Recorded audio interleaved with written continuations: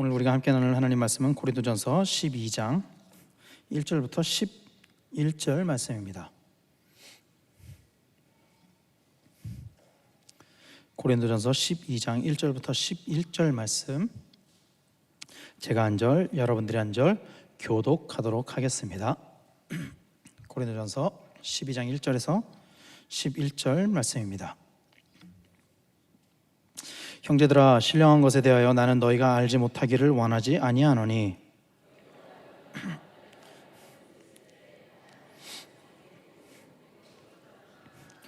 그러므로 내가 너희에게 알리노니 하나님의 영으로 말하는 자는 누구든지 예수를 저주할 자라 하지 아니하고 또 성령으로 아니하고는 누구든지 예수를 주시라 할 수 없느니라. 직분은 여러 가지나 주는 같으며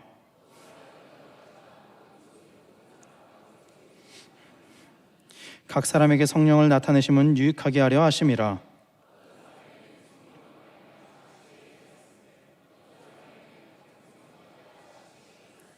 다른 사람에게는 같은 성령으로 믿음을, 어떤 사람에게는 한 성령으로 병 고치는 은사를,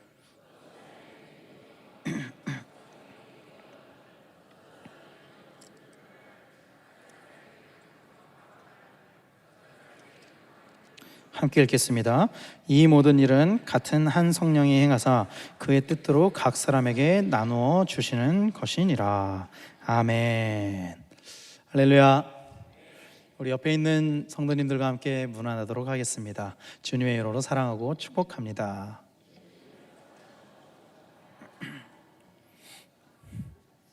예, 정말 축복하시죠? 한 몸 공동체 이루고 계십니까? 할렐루야. 교회에서 사용되어지는 단어 중에 밖에서는 사용되지 않는 단어들이 참 많이 있습니다. 여러 가지가 있습니다. 그렇죠? 근데 그 단어 중에 우리가 교회에서 잘 사용하는 단어 중에 은사라는 단어가 있습니다. 은사가 무엇일까요? 그렇다면 은사는 무엇일까요? 우리가 은사라는 단어를 많이 사용하긴 하는데 은사는 무엇일까요? 선생님을 이야기하는 걸까요? 농담일 땐 좀 웃어주셔야 설교하기가. 은사는 영어로 뭐라고 표현하냐면, PPT를 좀 띄워주시면 좋겠는데, 은사는 영어로 Spiritual Gift라고 이야기를 합니다. 제가 거의 1년 다 돼가면서 설교를 하는데 영어를 하는 건 거의 처음이거든요, 설교 때. 발음에 자신이 없기 때문에. 근데 은사가 영어로 spiritual gift, 그러니까 gift는 선물이고 spiritual은 영적인, 이런 뜻이잖아요. 그러니까 영적인 선물. 은사라는 것은 영적인 선물을 이야기하는 것입니다. 이 카리스마톤이라는 것은 헬라어로 은사를 나타내는 단어인데, 뜻은 값없이 주시는 선물, 하나님께서 값없이 주시는 선물 또는 은혜의 선물, 이런 뜻을 가지고 있다라는 거예요. 이 은사라는 단어는 바울 서신에만 16번에 걸쳐서 나옵니다. 그러니까 주로 바울이 사용한 단어예요. 근데 바울은 이 은사라는 단어를 특별한 사람들만 받을 수 있는 어떤 신기하고 특별한 은사라는 의미로 사용하지 않습니다. 바울은 오히려 모든 그리스도인에게 하나님의 성령을 통해서 값없이 주시는 선물이다, 이런 의미로 사용하고 있습니다. 바울이 그렇다는 거죠. 그런데 문제는 뭐냐면, 이 은사에 대해서 우리 성도님들이 잘못 알고 있거나 오해를 하고 있는 경우가 있다라는 거예요. 사도 바울이 이 은사에 대해서 바울 서신에서 쓸 때 그 의도와는 다르게 우리가 오해하고 있는 부분들이 있다라는 것입니다. 물론 다 오해하고 있는 것은 아니지만 더러는 오해하고 있는 사람들도 있다라는 거예요. 예를 들면 은사를 받은 사람이 신앙이 더 좋다, 이렇게 오해하는 경우도 있고요. 또는 은사 중에서 여러 가지 은사가 있는데 그 중에 더 좋은 은사가 있다, 이렇게 오해를 하는 경우도 있다라는 것입니다. 성경에는 이 은사에 대해서 굉장히 많은 은사들이 기록이 되어 있습니다. 이것들을 나열을 해보면요, 대충 나열을 해봐도 이 정도는 될 것 같아요. 고린도전서 12장 오늘 읽은 말씀에 나열되어 있는 것들을 보면은, 보세요. 이제 현대인의 성경의 버전인데, 어떤 사람에게는 성령님의 지혜를 이야기하고, 또 같은 성령님의 지식, 또 어떤 사람에게는 믿음, 또 어떤 사람에게는 병 고치는 능력, 또 어떤 사람에게는 기적을 행하는 능력, 또 어떤 사람에게는 예언하는 능력, 또 어떤 사람에게는 영들을 분별하는 능력, 또 방언하는 능력, 또 방언을 통역하는 능력, 이런 것들을 이야기를 하고요. 또 28절에 보면은 첫째는 사도, 예언자, 교사, 이렇게 이야기를 하고, 또 앞에 중복된 것들도 있거든요. 기적을 행하는 사람, 병 고치는 사람, 또 남을 돕는 구제의 은사도 이야기를 하고요. 다스림의 은사도 이야기를 하고, 방언, 아까 이야기했던 그 방언의 은사도 이야기를 하고요. 또 넘겨주시면은 로마서 12장에도 은사에 대해서 이렇게 이야기합니다. 예언의 은사, 예언에 관해서도 이야기를 하고요. 또 섬김의 은사도 있습니다. 섬기는 일, 또 교사로서, 또 권면하는 사람, 또 남을 구제하는 사람, 또 지도자, 또 자선을 베푸는 사람이 있고요.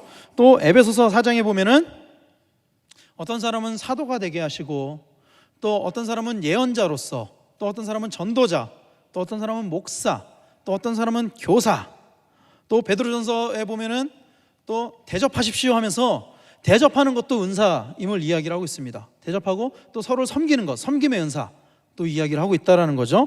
또 출애굽기에 보면은 지혜와 총명과 지식의 은사를 또 이야기를 하고 있습니다. 또 디모데전서에 보면은 모든 사람을 위하여 하나님께 열심히 기도하며 라고 이야기를 합니다. 이게 이제 개역개정에 보면은 모든 기도와 도고와 뭐 이런 식으로 해가지고 중보기도의 은사를 이야기를 하고 있는 것입니다. 기도의 은사가 있는 분들이 있으시잖아요, 그렇죠? 모든 사람을 위하여 하나님께 열심히 기도하는 것, 그런 은사에 대해서도 이야기를 하고요. 시편 150편에 보면은 찬양의 은사에 대해서, 또 예술적인 것에 대한 은사도 이야기를 합니다. 나팔 소리로, 또 비파와 수금으로, 소고와 춤으로, 현악기와 퉁소로, 재금으로, 또 큰 소리 나는 재금으로 찬양하라, 찬양하라, 찬양하라. 이 찬양에 대한 은사도 이야기를 하고 있습니다. 오늘 저는 여러분들과 함께 이 은사에 대해서 이야기를 나누게 될 것입니다. 하나님께서 은사를 왜 주시고, 또 은사를 주시는 분은 어떤 분이신지 오늘 우리가 함께 나누고, 또 올바른 은사 아래 성령의 능력이 나타나게 되기를 간절히 소망합니다. 오늘 말씀을 이해하기 위해서는요, 먼저 이 고린도 교회의 배경에 대해서 알아야 됩니다. 간단하게 이야기를 하면 이렇습니다. 고린도 교회 그리스도인들은요, 이 고린도 교회에 소속되어 있는 이 그리스도인들은 대부분 어떤 배경을 가지고 있냐면은 이교적인 배경을 가지고 있다가 벗어난 사람들이에요. 그러니까 우상을 숭배하던 사람들, 이 고린도라는 도시 자체가 굉장히 큰 도시인데 그 타락한 도시잖아요.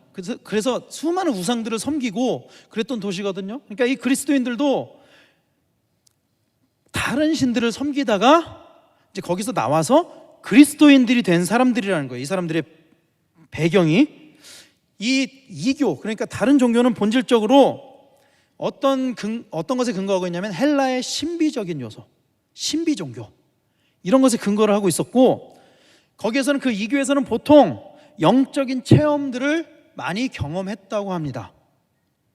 교회가 아닌 이교에서, 그러니까 다른 종교에서 영적인 체험들을 많이 했다라는 거예요. 이 고린도 교회 사람들이.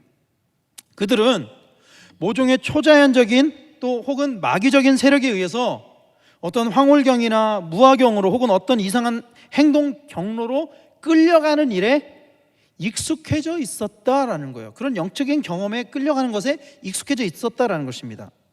그래서 그들에게는 그런 영감적인 것, 영적인 그런 것들은 정상적이고 또 예상 가능한 것으로 간주되었고, 또 이것이야말로, 이 영적인 체험이야말로 그 관련된 신의 실체를 분명하게 입증해 주는 것으로 간주되었다라는 거예요. 간단하게 이야기를 하면 이 이야기는 무슨 이야기냐면은 영적인 체험이 있어야만 그 신이 존재한다 라고 믿었다라는 거예요. 그들이 수많은 다른 신들을 섬겼는데 그들을 섬기면서도 그 신들이 없어지지 않은 이유는 그들이 그 안에서 영적인 체험들을 했기 때문에, 다른 신에 의해서도 그랬다라는 거예요. 그래서 영감의 분명한 표현이 없으면 관련된 신의 능력은 의심을 받았습니다. 영적인 체험을 주지 않는 신은 뭔가 약한 신으로 인식되었다라는 거예요. 고린도라는 지역의 사람들의 인식이 그랬다라는 것입니다. 여러분, 기독교가 아닌 다른 종교에도 영적인 체험이 있을까요, 없을까요? 있습니다. 기독교가 아닌 다른 종교에도 영적인 체험이 분명하게 있습니다. 우리는 그런데 우리에게 주어진 이 영적인 체험이나 은사들이 우리 그리스도인들에게만 주어진다라고 많이들 생각을 해요. 그리스도인들에게만 있는 일이라고 많이 생각을 합니다. 그래서 어떤 영적인 현상들이 생기면은 모든 것을 성령님께서 하셨구나, 모든 그 영적인 일들을 성령님께서 하셨구나, 이렇게 오해하기도 한다라는 거예요. 사랑하는 성도 여러분, 그러나 성령이 아닌 다른 영이 있습니다. 다른 영이 있어요. 영적인 존재는 성령만 존재하는 것이 아니고 악한 영도 존재하고 심지어는 우리 자신도 영적인 존재입니다. 우리도 하나님이 우리 사람을 만드실 때 생기를 불어넣으니 생령이 된지라 그러잖아요. 영적인 존재가 되었다라고 이야기를 하잖아요. 그렇죠? 그러므로 성령이 아닌 다른 영에도 영적인 체험들이 존재를 합니다. 왜? 영으로서 존재를 하니까요. 그러니까 다른 영으로 인해서도 영적인 체험을 할 수 있다는 것입니다. 우리가 익히 잘 알고 있는, 예를 들면 무당들이 작두를 탄다거나 뭐 입신을 한다거나 뭐 이상한 목소리 내고 막 그러잖아요. 뭐 애기 목소리 내면서 막 하고 그러잖아요. 작두도 실제 막 이렇게 채소 같은 거 싹 올려놓으면 그냥 싹 배지는 작두에 막 올라가기도 하고. 근데 이 영적인 것을 믿지 않는 사람들은 저거 속임수, 그렇게 이야기를 하거든요. 근데 우리 기독교 교회가 아닌 다른 곳에서도 영적인 체험이 나타난다라는 것입니다. 그래서 실제로 무당들이 작두를 타기도 하고 입신을 하기도 한다라는 거예요. 물론 속임수인 경우도 덜어는 있겠죠. 그러나 대부분 그것은 실제적으로 일어나는 일입니다. 왜냐하면 그들을 지배하고 있는 영적인 세력이 능력을 발휘하고 있기 때문에.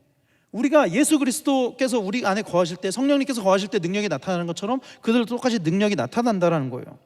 근데 이 영적인 능력은 대부분 이성적으로는 이해할 수 없는 신비로운 것이라서 많은 사람들이 영적인 사인, 영적인 표적, 이런 것들에 현혹되게 됩니다. 이게 이성적으로는 도저히 이해가 될 수 없는 거거든요.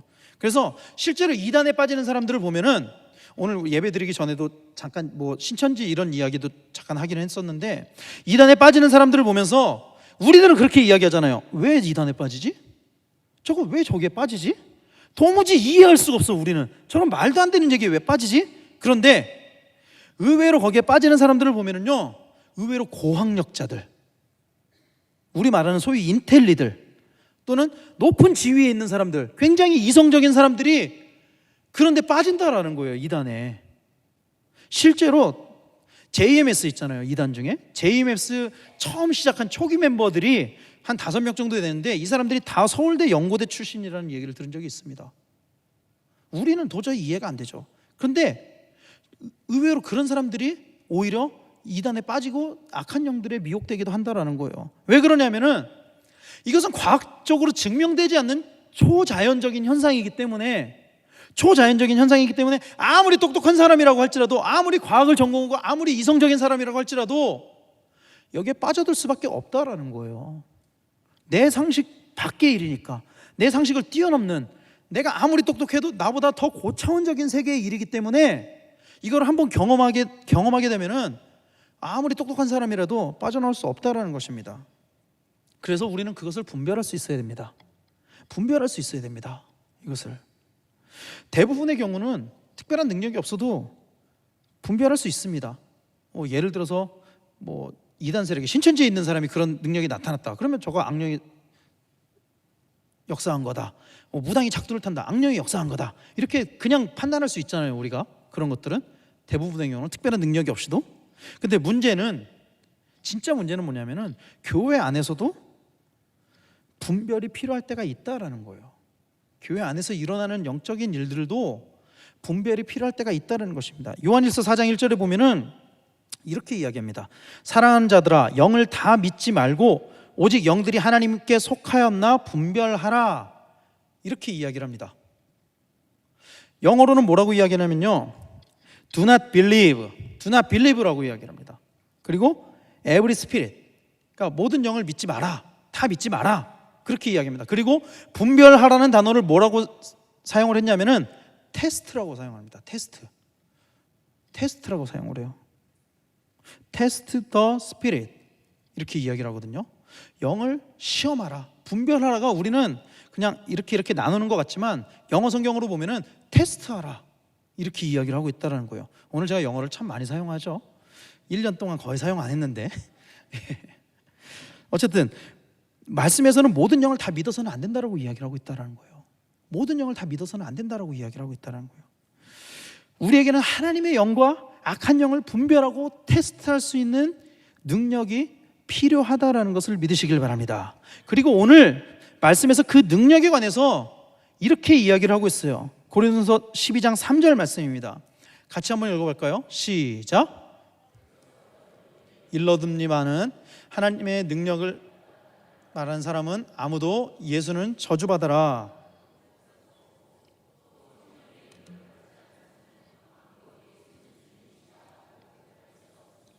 아멘. 그러니까 성령과 악령의 가장 큰 차이는 바로 이것입니다. 예수 그리스도에 대한 태도. 예수 그리스도를 어떻게 고백하느냐. 예수 그리스도를 어떻게 고백하느냐. 성령님은 근본적으로 예수님이시기 때문에 성령을 받아서 예수님을 저주할 수는 없습니다. 단편적으로 예수님을 저주한다고 표현을 했지만, 오늘 말씀에서 예수를 저주한다고 표현했지만, 사실 저주뿐만이 아니라 예수님과 반대되는 그 모든 것이 성령이 없음으로 일어나는 일이라는 것을 우리는 알아야만 합니다. 왜냐하면 이 말씀이 쓰여질 때의 당시의 시대적인 상황에서는 사실 많은 사람들이 예수를 저주했거든요. 실제로 예수를 저주했거든요. 이 말씀이 쓰여질 때는. 그렇기 때문에 바울이 이렇게 글을 쓴 거지, 만약에 2014년에 바울이 다시 우리에게 똑같은 내용으로 편지를 쓴다면 예수를 저주한다라고 표현하지 않고 다른 표현들로 썼을지도 몰라요. 예수를 모른 척한다, 혹은 예수님과 반대되는 그 모든 것, 이렇게 표현했을지도 모릅니다. 어쨌든 많은 사람들이 예수를 믿는 사람들을 핍박하려고 했고, 그로 인해서 예수를 믿는 사람들은 점점 숨어서 모임을 갖기 시작했습니다. 그래서 예수를 주로 고백하는 일은 오늘 3절에서 성령의 인도를 받지 않고서는 아무도 예수는 주님이시다 하고 고백할 수 없습니다라고 이야기하는 것이, 예수를 주로 고백하는 것이 지금 우리들에겐 너무나도 쉬운 일이지만 옛날 이 시대의 사람들에게는 굉장한 용기가 필요했었던 고백이라는 거예요. 그래서 우리가 이 말씀을 쉽게 받아들이면 안 돼요. 그냥 예수님을 주님이시라고 고백하면 되지가 아니라, 이 고백으로 인해서 자신의 목숨까지도 버릴 수 있었다, 그런 고백이다 라고 우리가 받아들여야 된다는 것입니다. 초대교회 때는요, 그래서 예수님을 믿는 사람들이 함께 모여서 딱 모임을 딱 할 때 자신들의 정체성을 확인하는 신조를 외웠어요. 신조를 외웠어요. 그게 오늘날 우리로 이야기하면 사도신경과 같은 거였습니다. 사도신경.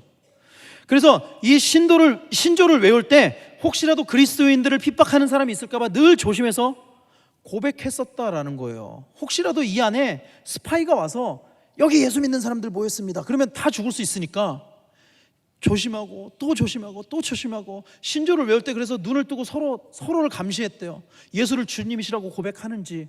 우리는 눈 감고 하잖아요, 사도신경. 근데 옛날에는 다 고백을 했대요. 저 사람이 예수를 주로 고백하는지.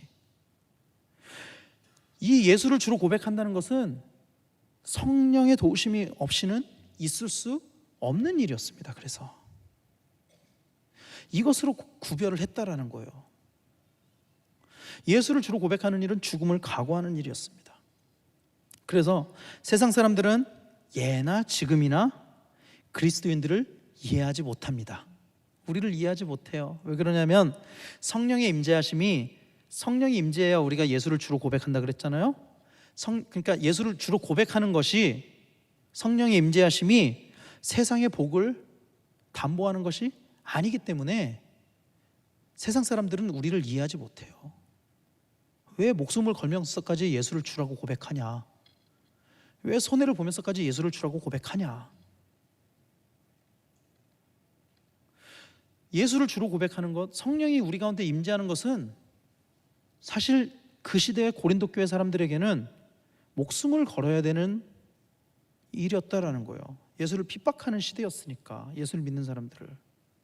그러나 그럼에도 불구하고 하나님께서 우리에게 성령을 주시는 이유가 무엇일까요? 성령이 임재하고 예수를 주라고 고백하면 핍박을 받는데, 그걸 하나님께서도 분명히 아시는데 그럼에도 불구하고 우리에게 성령을 주시는 이유가 무엇이냐는 거예요. 성령이 우리에게 임할 때 세상적으로 고난을 받게 될지 모르겠지만, 하나님께서 그럼에도 불구하고 우리에게 성령을 주시는 이유는 성령 그 자체가 좋은 것이기 때문입니다. 할렐루야. 누가복음 11장 13절에 그래서 이렇게 이야기를 합니다. 너희가 악할지라도 너희 자녀에게 좋은 것들을 줄 줄 알거든 하물며 하늘에 계신 아버지께서야 구하는 사람에게 성령을 주시지 않겠느냐. 너희 자식에게도 좋은 것을 주는데 하물며 아버지께서 너희에게 나쁜 것을 주시겠느냐. 좋은 것을 주실 것이다. 성령을 주시지 않겠느냐. 그 이야기를 하고 있다라는 거예요. 여러분, 교회를 다니는 사람들 중에도 성령의 충만함을 구하지 않는 사람들이 있습니다. 있어요. 물론 여기에 계신 분들은 다 성령의 충만함을 간구하기 때문에 이 자리에 나와 계시겠지만 그렇지 않는 사람들도 너무나도 많다라는 거예요. 왜 그러냐면 성령 충만이 밥 먹여주는 것이 아니기 때문에, 성령 충만하다고 내 사업이 잘 되는 것이 아니기 때문에, 성령 충만하다고 내 자녀가 더 좋은 대학에 가는 것이 아니기 때문에 성령 충만을 구하지 않는다라는 거예요. 영적인 즐거움을 누리지 못하기 때문입니다. 세상적인 즐거움만 누리기 때문에 성령 충만을 구하지 않는다라는 거예요. 사랑하는 성도 여러분, 그러나 성령은 근본적으로 좋은 것입니다. 맞습니까? 성령은 근본적으로 너무나도 좋은 것입니다. 하나님이 우리에게 주시는 좋은 것입니다. 여러분, 우리가 처음 성령이 임재했을 때를 기억해 보세요. 너무 좋았잖아요. 진짜 너무나도 좋은 경험이었잖아요, 우리한테. 그렇죠? 세상 그 어떤 순간과도 바꿀 수 없는 너무나도 좋은 경험이었잖아요. 하나님께서 우리에게 좋은 것으로 주시겠다고 성경에서 약속하셨습니다. 그러므로 우리는 성령을 구해야 될 줄로 믿습니다. 그것이 세상에서의 궁핍함과 핍박을 의미한다고 할지라도 우리는 성령을 구해야 될 줄로 믿습니다. 왜냐하면 그것이 우리의 영혼을 평안하게 하고 우리 영혼에 안식을 주기 때문입니다. 요한복음에서 예수님께서 이렇게 이야기를 하셔요. 요한복음 14장 26절 27절 말씀인데 이렇게 이야기를 하십니다. 그러나 보호자 곧 아버지께서 내 이름으로 보내실 성령께서 라고 하면서 너에게 모든 것을 가르쳐주고 내가 너에게 말한 모든 것을 생각나게 하실 것이다. 나는 너에게 평안을 주고 간다. 내가 내 이름으로 성령을 보내는데 내가 평안을 주고 간다. 그런 이야기를 하고 있는 거거든요.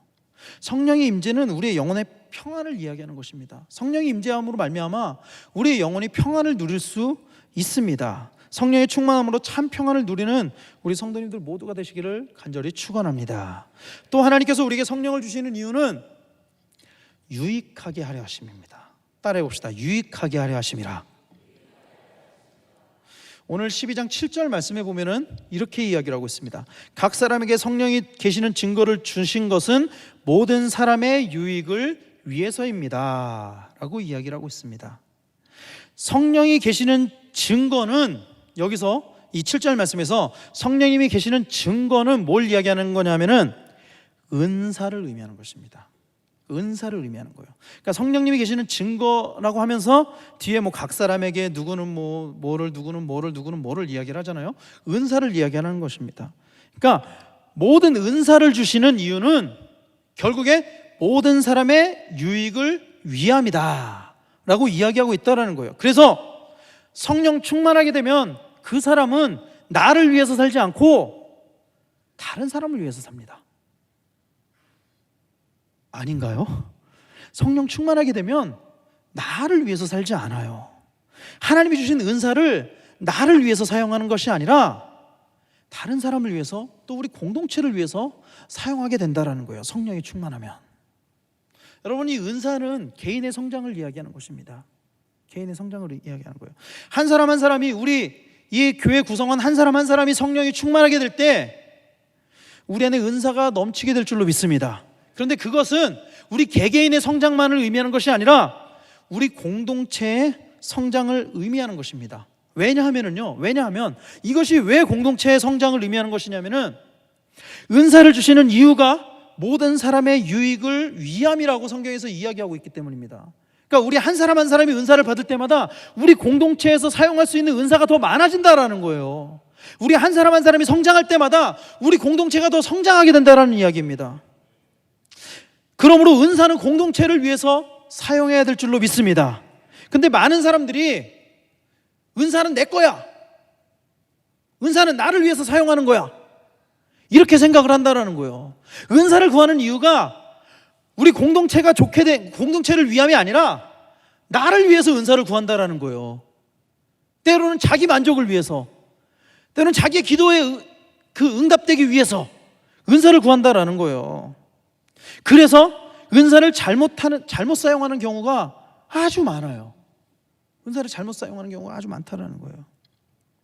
은사를 가지게 되므로 사실은 공동체를 위해서 점점 더 낮아져야 되는데 은사로 인해서 교만해지는 경우가 너무나도 많다라는 거예요. 나 신유의 은사를 받았어. 나 통변의 은사를 받았어. 이런 경우가 너무나도 많다라는 거예요. 우리는 은사가 주는 교만함을 경계해야만 합니다. 은사가 주는 교만함을 경계하시길 바랍니다. 특히 많은 사람들이 받기를 소망하는 은사들이 있어요. 그 많은 은사들 중에 아까 한 20여 개, 20개가 넘는 은사들을 쭉 얘기를 했는데 제가 여러분들에게 그 중에 뭘 받고 싶으십니까? 만약에 설문조사를 하면은 대부분이 어떤 은사를 받기를 원하냐면, 맞나 틀리나 한번 보세요. 제가 여러분들 마음을 읽습니다.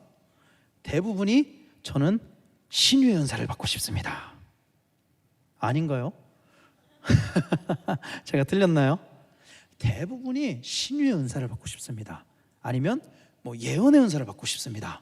아니면 통변, 방언을 통역하는 은사를 받고 싶습니다. 이런 거를 원해요. 원하는 사람들이 굉장히 많다라는 거예요.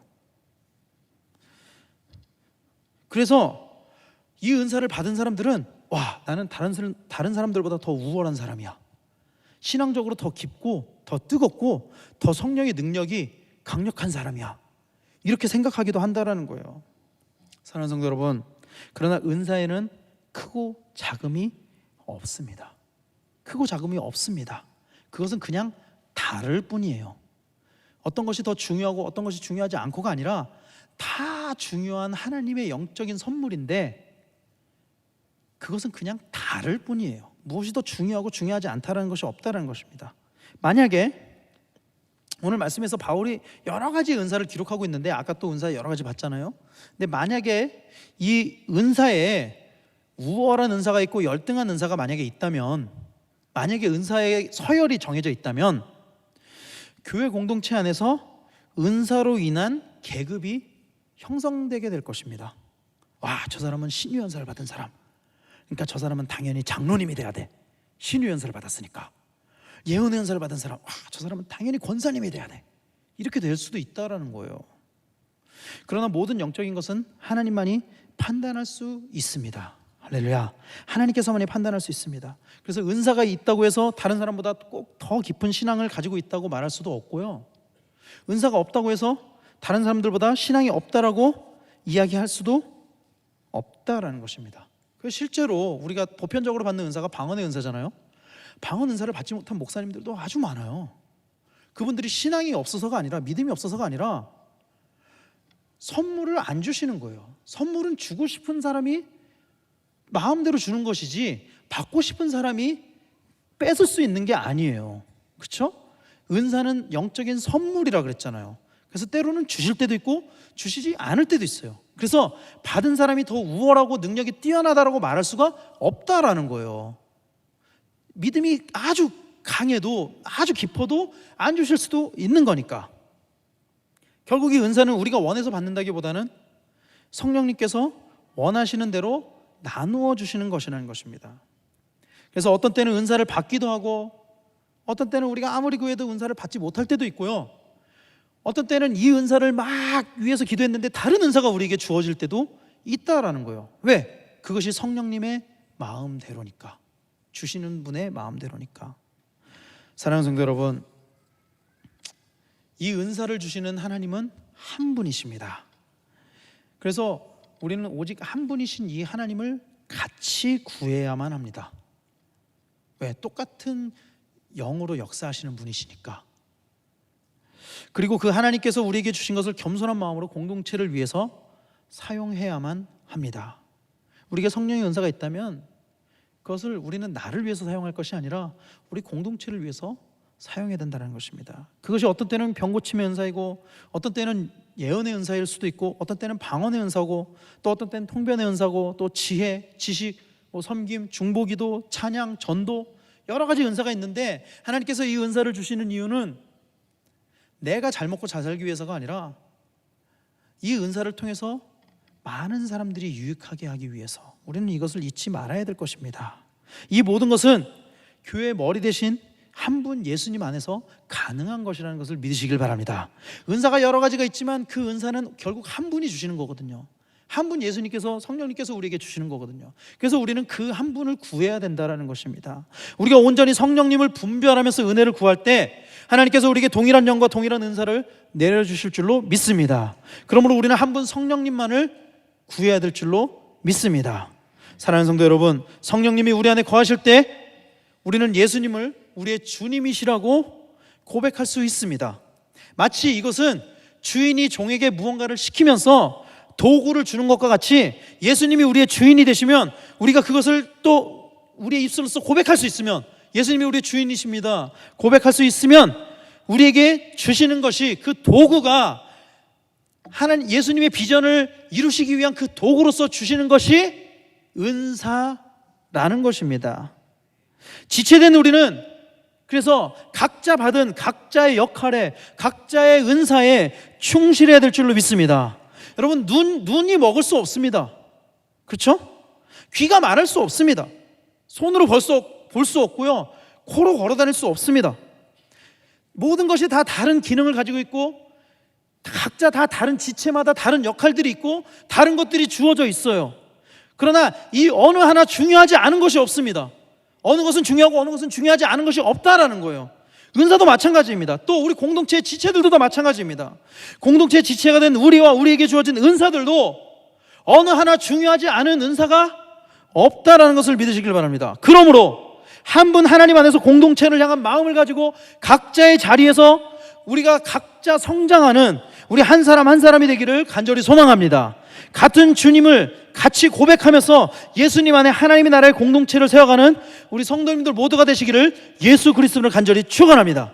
나를 위해서 사는 것이 아니라 예수님과 공동체를 향한 소망을 가지고 살아가는 우리 성도님들 모두가 되시기를 간절히 축원합니다. 날마다 성령을 구하며 성령의 은혜 가운데 승리하는 우리 성도님들 모두가 되시기를 간절히 축원합니다. 여러분, 성령을 구하십시오. 그리고 은사도 받으세요. 좋은 것입니다. 그러나 은사를 받았다면 그것을 가지고 공동체를 향한 소망을 품으시기를 축원합니다. 이 나라 이 땅을 향한 소망을 품으시기를 축원합니다. 그것이 하나님께서 우리에게 주신 비전이고 그것이 하나님께서 오늘 우리에게 원하시는 것이라는 것을 잊지 마시기를 간절히 소망합니다. 그래서 우리에게 주어진 은사를 잘 사용해서 날마다 우리 공동체가 정말로 성령의 능력이 나타나고 성령의 은혜 가운데 날마다 부흥하는 놀라운 역사가 있게 되기를 예수 그리스도로 간절히 축원합니다. 이 모든 것은 예수님이 우리의 주인 되심으로 가능한 일입니다. 할렐루야, 할렐루야. 예수님이 주인 되심이, 그 놀라운 은혜가 우리 안에 동일하게 임하게 되기를 예수 그리스도로 간절히 축원합니다. 이 시간에 우리 다 같이 한번 기도하기를 소원합니다. 다 같이 기도하기를 소원하는데요, 우리 다 같이 자리에서 좀 일어나서 같이 기도했으면 좋겠습니다. 오늘 같이 기도할 때 우리 나라와 민족을 위해서, 또 우리 공동체를 위해서, 우리 신길교회 공동체를 위해서, 또 우리 공동체의 리더이신 우리 담임 목사님을 위해서 기도하시기를 바라고요. 또 오늘 우리가 말씀 가운데 깨달은 것들을 놓고서 기도하시길 바랍니다. 특별히 여러분, 성령 충만을 강하게 구하십시오. 그리고 성령의 임재를 구하시고 여러분, 은사를 소망하십시오.